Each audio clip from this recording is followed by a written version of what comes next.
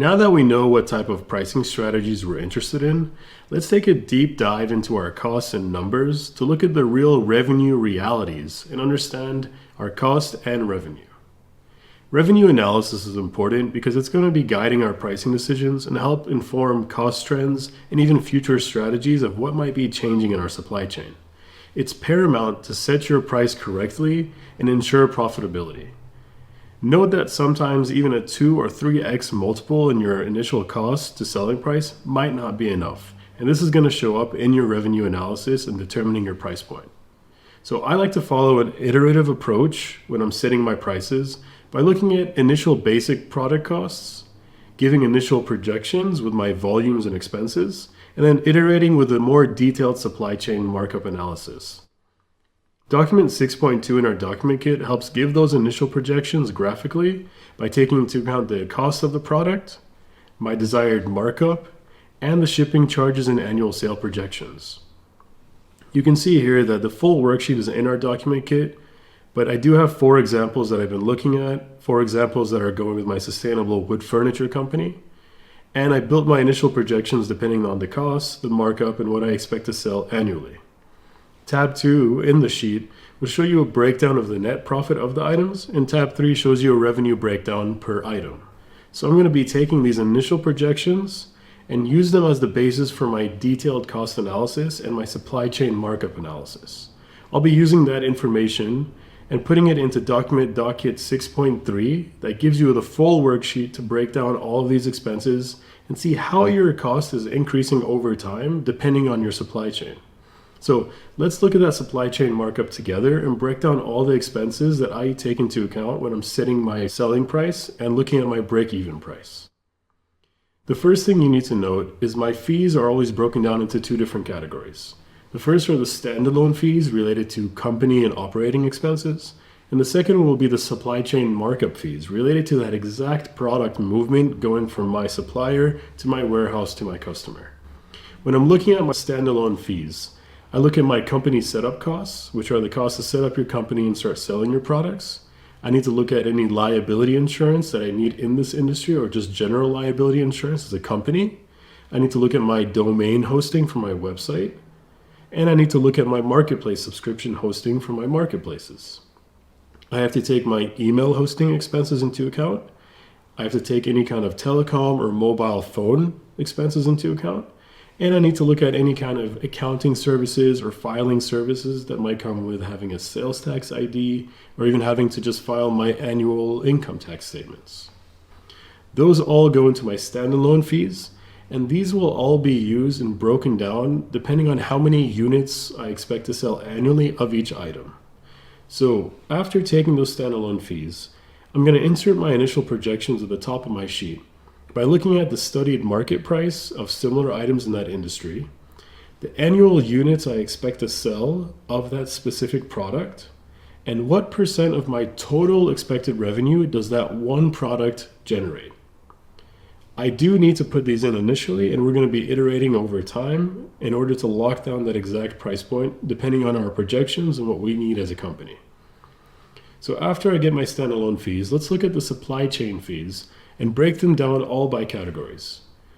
The first supply chain segment I would look at is the local factory-based pricing. What is that origin cost that I'm being quoted for that product? After I get that cost, what is the loading cost to export it? What is the warehouse transportation cost to go from my manufacturer or my supplier to possibly, let's say, the seaport or to wherever it's going to be shipped out of? What are the local customs or brokerage fees I might have to pay at the origin location? And what are the local to market transportation fees, which are the costs to ship that local supplier all the way down to that port and that hub? And then I can also have a place for any other special fees or maybe industry specific or country specific fees. After I break all those down, I want to look at the landed product price. So in addition to everything else we've been speaking about, I need to look at my local market customs brokerage fee, which is where I am and the country I'm at and the location I'm at.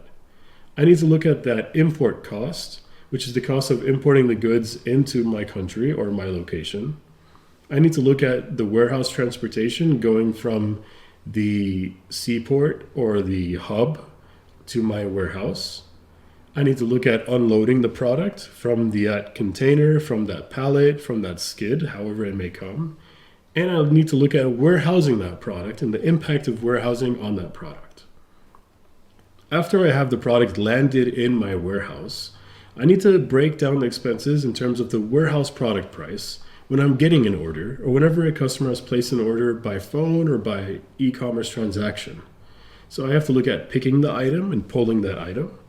I need to look at packing that item, shipping out that item, and any kind of even insurance costs on shipping. And I do always suggest to have insurance on your shipping. I need to look at any marketing fees.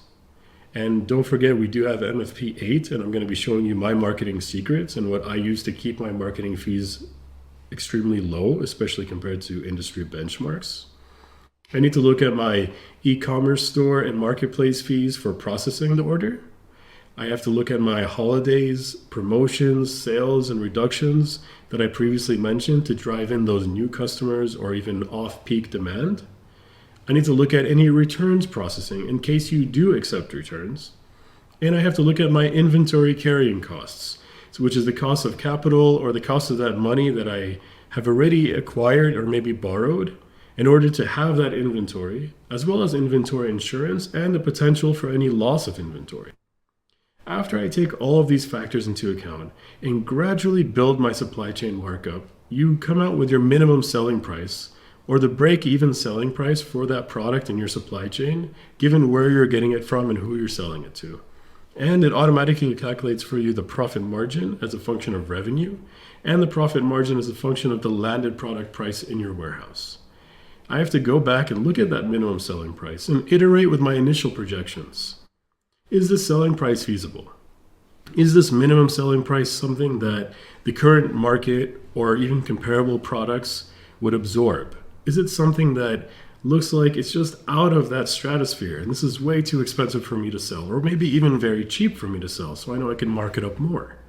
I do suggest you go between those sheets, between 6.2 and 6.3, taking this detailed analysis, throwing it back into your initial projections, and then throwing those initial projections back into your detailed analysis until you find that sweet spot of pricing of something that you know you're going to stay profitable, stay competitive, and stay in the benchmarks of the industry of what your competition is charging and what your customers are willing to pay. So after all of this is done, you're going to have that sweet spot of product pricing. You're going to be able to sell the product to your customers locally and where you're located. And then in the next video, we're going to look at going global and all the factors you need to take into account whenever you want to expand globally into a whole different country and sell your products over there as well.